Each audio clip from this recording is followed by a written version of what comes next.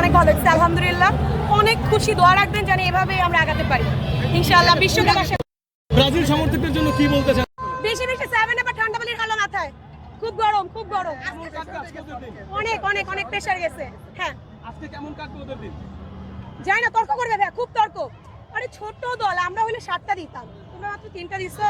ওরা তো 7টা খেয়েছে, এখন তো বলে একটু পিছিয়ে যাবে, পুরো যাবে তো একটু নামাইতে হবে না।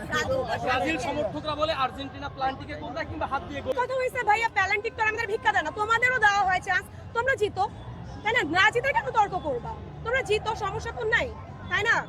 এটাই ব্রাজিল বলে যে আমরা তো চ্যাম্পিয়ন, রাইট? আমাদেরকে নিয়ে আননেসেসারি কেন ট্রোল করে? আজকে কেন করা হবে? ও আচ্ছা, ছোট দল, হ্যাঁ ওদের সাথে খেলতে দিলে ও আচ্ছা তারা তো ভালো করতেছে, আমাদেরকে নিয়ে কেন ট্রোল করা হয়?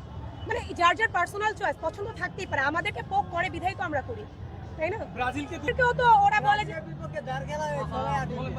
জি জি বলেন। হ্যাঁ, আমি বুঝতে পারিনি। আমরা তো চ্যাম্পিয়ন, আমাদেরকে কেন এগুলো ট্রল করে বলেন?